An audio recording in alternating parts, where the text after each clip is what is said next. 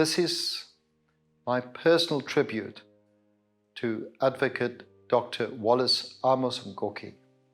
This past week has been a blur of emotion as I struggle to come to terms with the fact that a man who has played such a huge and important role in my life and who has been a source of great inspiration and wisdom and guidance to me for the past 3 decades is no more. Advocate Dr. Wallace Mgoqi, chairman of the board of IO Technologies, was a giant among men. He was tall and imposing in stature, certainly, but like Nelson Mandela, an undeniable presence. To be in Wallace's company, there was an immediate apparency that this charisma was backed by a sharp mind and a caring heart, qualities that ultimately stood the test of time. Wallace sadly passed away on Monday night, the 3rd of April, 2023. Such a bold statement cannot begin to describe the depth of shock, sadness, or desolation this loss has for his family, Dolly, the company that he chaired for the past nearly 6 years, nor certainly for me on a far more deeper personal level. Wallace was my friend. More than that, he was a mentor, a voice of reason and a solid counsel. He was also an encourager, always seeing potential and the best of people and situations. Despite the years of struggle during apartheid, he was an eternal optimist. Wallace was a champion of the people, and it was through Wallace's belief in me and my dreams of a better South Africa for all, and acted through equitable business, that I co-founded the Second Jala Group in 1998. Wallace was the first chairman, and I'll always be grateful to him. He once was quoted as saying, "From a very young age, Iqbal Surve has learned what it was like to face life-threatening challenges. Yet as poor as he and his family were, and as rough as it was in these pre-democratic days, he still managed to grow up with a kind heart and a community-minded spirit." Wallace has helped me to stay this path over the years, and amongst many other reasons, I shall surely miss his humility, guidance, and compassion. I have been blessed to count such luminaries such as Madiba, Kathy Ahmed-Kathrada, and Wallace Mgoqi as close companions, advisors, and friends in my time. They've motivated me to want to do more for our fellow humans. These relationships were forged in the dark days of apartheid, in the struggle for our freedom from oppression. We could have all become better, but instead, we have tried to ignite the light of hope and action in those around us. There is a better future for us all, a sentiment and belief that Wallace embodied.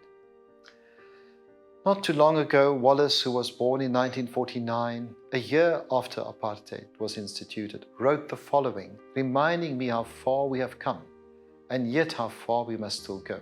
He said, "Constitutional democracy work is not about producing a copy of our Constitution from our briefcases or bags, or point out what our laws say, but by acting out what is contained in its pages." Acting out is what Wallace said. It is not for nothing that the entire town in Cape Town is named after someone, and Wallace Dean is named for the man who championed its people, for he was also the embodiment of action through his work with land restitution. He could not abide injustice, and from qualifying as a social worker, he studied and graduated as an advocate, even going as far as to become nominated for the position of Chief Justice of South Africa. I was delighted for him, as he has sacrificed so much for this country and for the dream of our beautiful united democracy.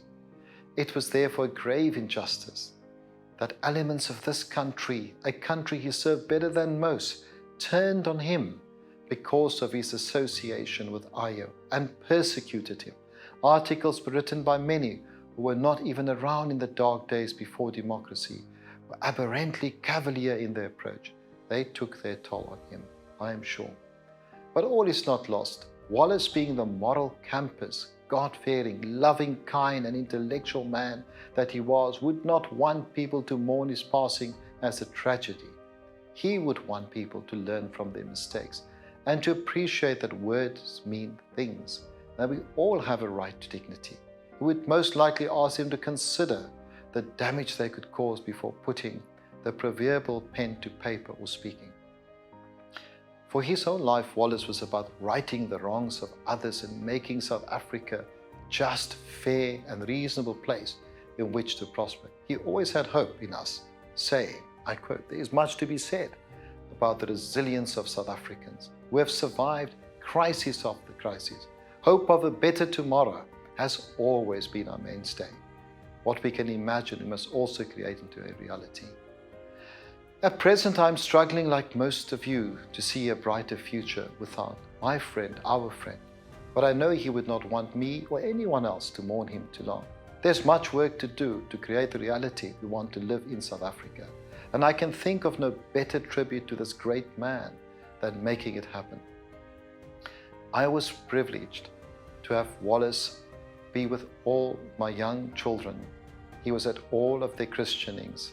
He was at all of our family gatherings. Wallace was a giant amongst men. I know how much he loved Dolly.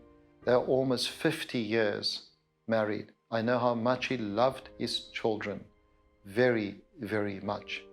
He leaves behind the greatest of all legacy, and that legacy is that we as South Africans need to love, care, and have dignity for and with each other. Go well, my friend, on your next journey. We will miss you.